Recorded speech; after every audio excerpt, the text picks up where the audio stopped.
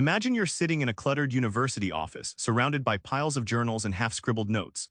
John Creswell opens the door to a moment that every researcher faces. How exactly do you pin down the perfect research design, qualitative, quantitative, or mixed? It's not just a technical choice, it's a philosophical puzzle, a narrative strategy, and a practical roadmap all rolled into one.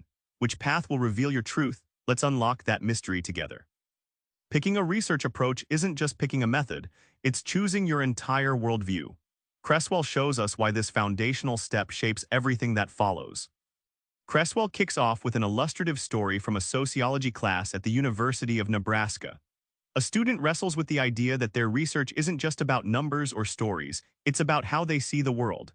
This philosophical worldview frames every choice, whether it's interpretivist, post-positivist, or transformative. Think of research approaches like lenses on a camera. Qualitative captures deep, rich textures, quantitative focuses on clear, measurable shots, mixed methods blend both for a wider panorama. Creswell uses this analogy to bring abstract concepts to life, making it clear that no one lens is better, just different tools for different questions.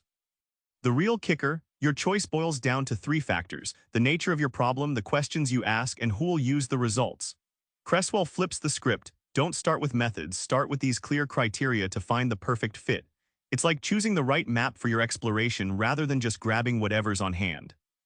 Theory and literature are your research's backbone.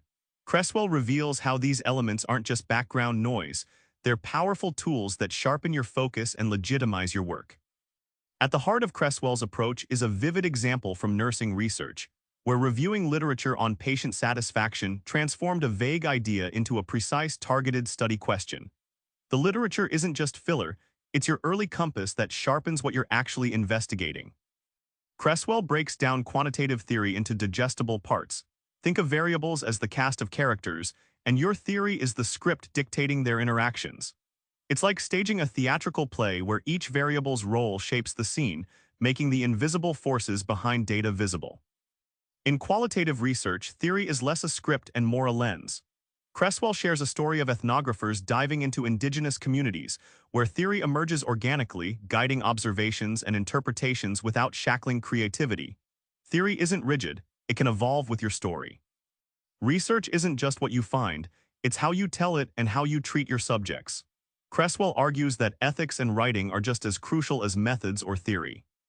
Creswell shares a gripping example of a doctoral student whose proposal was initially rejected for poor narrative flow. Scientific facts felt like dry bricks with no mortar. She rewrote it as a compelling story, and suddenly her ideas connected with readers and reviewers alike. Writing transforms raw data into meaningful insight. Ethical research means more than avoiding harm. It's about respect, transparency, and responsibility. One case study detailed by Creswell involves researchers in Mexico navigating sensitive cultural protocols, illustrating that ethics vary by context but always aim to protect truth and people.